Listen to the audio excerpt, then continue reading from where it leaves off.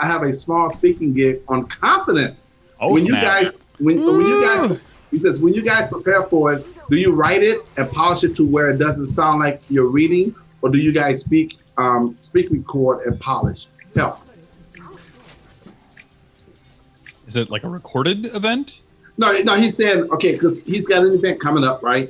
Uh-huh. And so he really wants to know about preparation techniques. He said, do you guys write it and polish it to where it doesn't sound like you're reading, or do you guys speak, record, and polish it? So there's some people, before they do a speech, they're recorded in their own voice and no recorder, and then listen back to it and then keep practicing that way.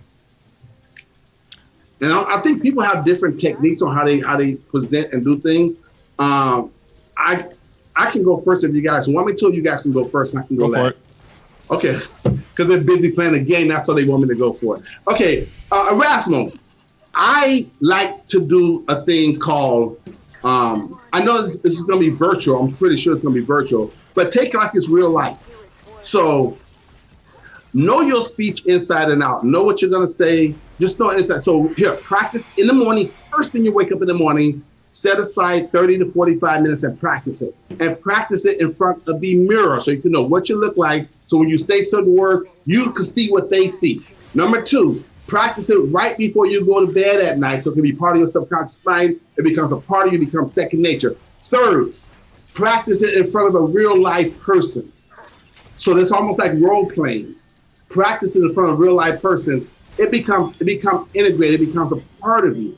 That way, when you're giving your speech, you'll have to think about your speech because it's already a part of you, and you can focus on what Les Brown taught, listening to the listener. So when you're speaking, you're listening to what you're almost stepping outside of yourself to listen to the listener who's listening to your speech and looking at their response and their body language, so you can adjust accordingly.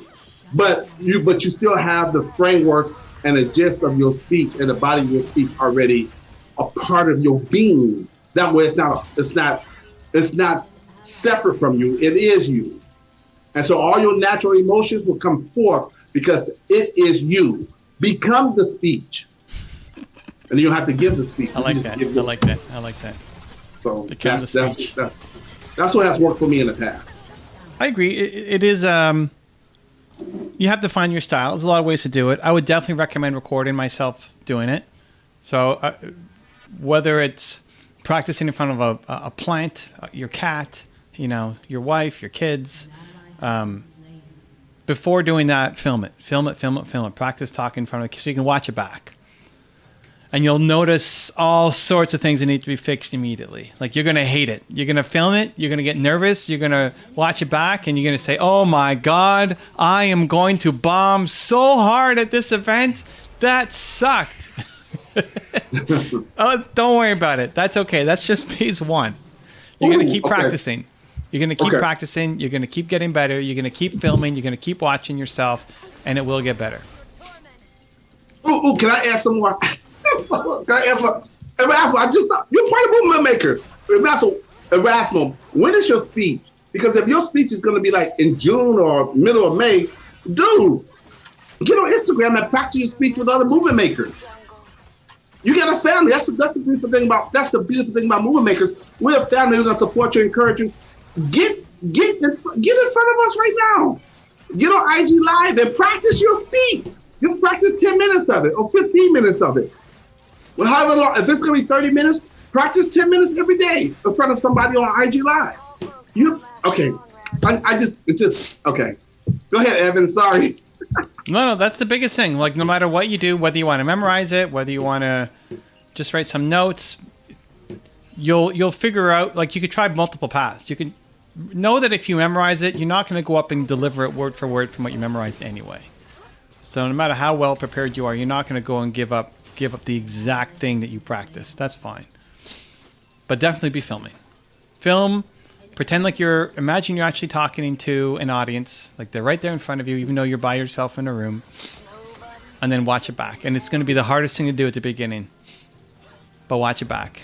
And then you'll get better. You got anything for him?